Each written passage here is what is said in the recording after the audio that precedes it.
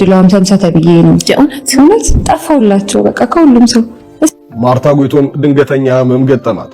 ህመሙ ክፉኛ ከብዶ ስር ሰዷል። የመኖርና የመሞቷ ነገር ግማሽ ግማሽ ሆኗል። ከከበደው ህመም ማግስት ከፍተኛ ጫና ውስጥ ገብታለች። የማያርፈው የሰው አፍ ማርታን ክፉኛ ሰብሯት ከዓመት በላይ በሯን ዘግታለች። የሚያውቋት ሰዎችም መታወቃቸውን ክደው መንገድ ላይ እስከ ማለፍ ድረስ ደርሰዋል። አርቲስቷ ለረጅም ጊዜ መጥፋቷ ነገርም ከዚሁ ተደራራቢ ከባድ ጊዜ ጋር የተያያዘ ነው። ከሁሉም ደግሞ ለሞትና ለሕይወት እኩል እድል አለሽ የተባለችው ማርታ የተያዘችበት ከባድ በሽታ ሰዎችን ወደ ሞት ሳይሸኝ ተመልሶ አያውቅምና ነገሩ ከበድ ያለ ነው። ለውስን ደቂቃዎች አብረን ስንቆይ አርቲስቷ ምን ገጠማት ስንል ጠይቀን ምላሹን እንሰጣቸዋለን። ሳቂታዋ ማርታ ጎይቶም ከዓመት በላይ በሯን ዘግታና ስልኳን አጥፍታ የጠፋችውስ እንዴት ያለው ንግግር እንዴት አድርጎ ቢጎዳት ነው የሚለውን እንቃኛለን። የታመሙትን ሁሉ የማይመረው በሽታስ እንዴት አደረጋት? የሚያውቋት ሰላምታ የነፈጓትስ ምን ብታጠፋ ነው? ምላሹን ይዘናል። አብራችሁን ዝለቁ። መታመምን አላውቅም ነበር የምትለው ማርታ ጎይቶም ድንገት ራሷን ሆስፒታል አልጋ ላይ ያገኘችው። የመገኘቷ ነገርም እንደዋዛ አይደለም። የመትረፏ ነገር ህልም ሆኖና ቤተሰቦቿም ለሚፈጠረው ነገር እንዲዘጋጁ ተነግሯቸው ነው። ጉንፋን እንኳን ይዞኛ ያውቅም ነበር። መኖርና ከመኖር ባሻገር የሚደረጉ ነገሮች ሁሉ በራሴ መስሎኝ ነበር። ነገር ግን ሁሉም በእግዚአብሔር ነው። ያንን እንዳውቅ አደረገኝ ያለችው አርቲስቷ ለ12 ቀን ሆስፒታል ተኝታለች። ሁኔታዋም ከበድ ያለ ነበር። ታዲያ ከበሽታው በላይ ስብርብሯን ያወጣትና በሯን ዘግታ እንድትከርም ያደረጋት ሌላ ነው። ተጫዋቿና ሳቂታዋ ማርታ መወደድ ያስደስታታል። ህመሟና ሐዘኗ ፊቷ ላይ ተነበው አያውቁም። ልክ እንደ ሕፃናት ሁሉም እንዲወዳቸውና ፍቅር እንዲሰጣቸው የመፈለግ ነገር ክፉኛ ተቆራኝቷታል። አለመወደድንና በክፉ መነሳትን ክፉኛ መጥላቷና እንደ በሽታ መሸሿ የፈሩት ይደርሳል የናቁት ይወርሳል ይሉት ተረት ላይ እንድትወድቅ አድርጓታል። እንደ ጦር የፈራችው የነቀፌታ ጦር መሃል ልቧ ላይ ወግቷት ክፉኛ ተጎድታ ቤት ውላለች። ነገሩ እንዲህ ነው። በመጫወትና እንደ ልቧ በመፈንጨት የምትታወቀው ተዋናይት ማርታ ጎይቶም ከቀናቷ መካከል አንዱ ቀኗ እንደተለመደው አልሆነም። ሩጫዋ ገታ ብሎ ፈገግታዋ ደብዝዞ አቅም ከድቷት ራሷን ማወቅ እስኪያቅታት ድረስ ደርሳ ሆስፒታል ትገባለች። በሽታው ያልተለመደ አይነትና ከባድ ነበር። ሐኪሞቹም በሽታው ከባድ መሆኑን በመግለጽ ለሞቷ የሚዘጋጁ ዘንድ ገልጸው የመሞትና የመዳን ዕድሏ ግማሽ ግማሽ መሆኑን ይናገራሉ። ታዲያ በዚህ ሁኔታ ውስጥ የእግዚአብሔርን መኖር አወቅኩ የምትለው ማርታ ተስፋ ባለመቁረጥ ሐኪሞቹ እንደዚህ አይነት ታካሚ የተናናውቅም እስኪሉ ድረስ በብርታት ያለፈችውን ጊዜ ስትገልጸው እንደማልሞት አውቅ ነበር በሚል ትልቅ ተስፋ ነው። እናም ለሁለት የተከፈለ የማርታ ሕይወት ወደ አንድ መጥቶ ተርፋ የመዳኗ ነገር ደስታው ተከብሮ ሳያበቃ ዳግም ታመመች። ሁለተኛው ህመሟ እንደቀላል የሚሽር አልሆነም። የመዳኗም ነገር አልቀለለም። ባልተጠበቀ ሁኔታ እልም ብላ እንድትጠፋ አደረጋት። እንደ ቀልድ የተሰጠው አስተያየቶች የመወደዷ ነገር እንደ ግርሳት የሚያንገበግባትን ማርታን እንደ ቀላል ሊያልፉት አልቻሉም። እሷም ልቧን አደንድና ልታስተናግደው አልቻለችም። የመጨረሻ ውሳኔዋም የሚሰጧትን አስተያየቶች ላለማየት ስልኳን ዘግታ መጥፋት ሆነ። መጥፋቷም ለአንድ ለሁለት ቀን አሊያም ለሳምንት ብቻ የቆየ አይደለም። ከወራት ተሻግሮ ከዓመት በላይ እንድትጠፋ አደረጋት። እግዚአብሔርን እንድመለከት የሆንኩበት ያለችው ጊዜ ክፉኛ ፈተናት። ይርሱኝ ብዬ ጠፋው በማለት ራሷን ሙሉ በሙሉ ከሰዎች እይታ ጠፋች።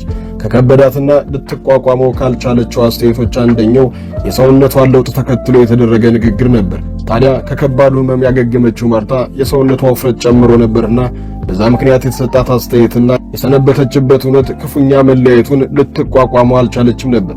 የማህበራዊ ሚዲያውና የማታውቃቸው ሰዎች ሰባሪ አስተያየት ሳያንሳት ይባሱን ደግሞ ዛሬም ድረስ አልገባኝም በምትለው ምክንያት የምታውቃቸው ሰዎችም መንገድ ላይ ያዩት እንዳላዩት ሲያልፋት ነበርና ከባዱን ጊዜ ይባሱን አክብዶባታል። በእርግጥም አርቲስቶቻችን እንደ ማንኛውም ሰው ህይወታቸው የተሸፋፈነ አይደለም። መታመምም መዳናቸውንም ካልተጠነቀቁና መገላለጡን ከፈለጉትም ውሎና ዳራቸው ሁሉ አደባባይ እየተሰጣ ነው። ማርታ ምንም እንኳን መነጋገሪያ መሆን አልፈልግም ብትልም በዚህም አለበዛ መነጋገሪያ ከመሆን አታመልጥም። በእርግጥም ማርታ እንደ አብዛኞቹ ሴት አርቲስቶቻችን በተደጋጋሚ ራሷን የምታወጣና ለመታየትና ርዕስ ለመሆን የምትጥር ሴት አይደለችም። አይናፋርነቷ የጀመረችውን የጋዜጠኝነት ትምህርት አቋርጣ እስከምትወጣ አድርሷታል። መቀሌ ዩኒቨርሲቲ ጀምረው የነበረው ጋዜጠኝነት አንድ ዓመት ከተማረችው በኋላ አይናፋር ስለሆንኩ አልሰራውም በሚል አቋርጠዋለች። ማርታ ጎይቶም ከቁንጅና ከዝና ከደርባባነትም ደርባባነት ሳያንሳቸው በብቸኝነት ከቆዩ አርቲስቶችና ለአንዴም እንኳን ከወንድ ጋር ስማቸው ተነስቶ ከማያውቅ ጥቂት አርቲስቶች መካከል ናት። ይሄ እንደቀጠለ ነው። ዛሬም ድረስ ፍቅርም ሆነ ትዳር ከእግዚአብሔር ነው፣ ትክክለኛው ሰው ከእግዚአብሔር ጠብቃለሁ በሚል ለዘብ ያለ ንግግር ብቻዋን መሆኗን ትናገራለች። ምናልባትም የብቸኝነት ያሳለፈችውን ጊዜ ይባሱን ከባድ እንዲሆን ሳያደርገው አይቀርም። ታዲያ በማህበራዊ ሚዲያ ላይ እንደ ቀልድ የሚሰጡ አስተያየቶች ምን ያህል ዋጋ እንደሚያስከፍሉና ትልቅ ባለሙያም እስከ ማጣት የሚያደርስ መሆኑን ማሳያ ነው። በቅርብ ጊዜ እዚሁ ማህበራዊ ሚዲያ ላይ በሰፊው ሲወራ የነበረው ግፍ ተሰራብኝ ያለችው እናትና የድምፃዊ ዮሴፍ ገብሬ ጆሲ ኢን ዘ ሃውስ ጉዳይ ዳግም ተነስቷል። አርቲስቱ ምንም እንዳልተፈጠረ ዝም ቢልምና ነገሩን እንዳልሰማ ቢያልፈውም የልጁ እናት ግን ዛሬም ድረስ እያነባችና ልጄን ተነጠቅኩ እያለች ትገኛለች። ልጇን መልሳ ለመውሰድ በጀመረችው የፍርድ ቤት ሂደት ጠበቃ ለመቅጠር የተጠየቀችውን ገንዘብ ማሟላት ስለከበዳት እንደ መፍትሄ የመረጠችውና ይዘው አደባባይ የወጣችው ሐሳብ አስደንጋጭ ሆኗል። በፌስቡክ ገጿ ባጋራችው መሰረት 250 ሺህ ብር በመጠየቋና ያንን ማሟላትም ስለከበዳት ኩላሊቷን ሽጣ ልጇን ለማስመለስ መወሰኗን እንዲህ ስትል ገልጸዋለች። አዎ እስከ ሞት ዋጋ ከፍላለሁ ብያለሁ ስትል ብሶት የተሸከመው ጽሑፏን ትጀምራለች። በጣም ጎበዝ ሰርቼ ልጆችን የማሳድግ እናት ነኝ። አሁን ይሄ ጉዳይ ሰላሜን ነስቶኛል። ስራዬን መስራት አልቻልኩም። ወዳጆቼ ምንም እንዳትሉኝ የምላችሁን ብቻ አድርጉልኝ። ኩላሊት በ250 ሺህ ብር ለጥብቅና የሚከፈል ነው። የሚገዛኝ ሰው ፈልጋለሁ። የት እንደሚሸጥ ጠቁሙኝ። በዙሪያችሁ የሚያስፈልገውን ይሰማችሁ ካላችሁ እባካችሁ አስቸኳይ ነው፣ ቀጠሮ ይደርሷል በሚል ተማጽና ምንም አይነት ምክር እንደማትፈልግና ሁሉንም ነገር በሚገባ እንዳሰበችበት ትናገራለች። ዮሴፍ ገብሬ በደግነቱ ሲመሰገንና ውለታው ብዙ ነው ሲባለት ከሰነበተ በኋላ ጉድና ጅራት ከበስተኋላ ነው እንዲሉ ከኋላውና ጉዱ ዘግየት ብሎ ወጥቶ አጀብ ማሰኘቱ የሚታወቅ ነው። አደረገችውም አላደረገችውም አካሏን እስከ መሸጥ ድረስ ቆርጣ በመነሳት አደባባይ የወጣችው እናት ነገር ለማንኛውም የሰው ዘር ጆሮ የሚከብድና ለህሊናም የሚጨንቅ ነው። አንዳንድ ዕውቅናዎች ሰዎች ለሰዎች እንዲደርሱና እንኳንስ ለልጅ እናት ለሩቅም መሆን ሲችሉ ያሳያል። አንዳንድ ዕውቅና ደግሞ አለ ልብን ክፉኛ የሚያደነድን። መካከላቸው ያለፈው ምንም ይሁን ምን መፍረድ ልክ ባይሆንም ለእናት ማዘን ግን ሰዋዊ ባህሪ ነው። አበቃ። ቃል ይገላል ቃል ያድናልና ማርቲን እንኳን አተረፈሽ አክባሪሽ ነን እንላለን።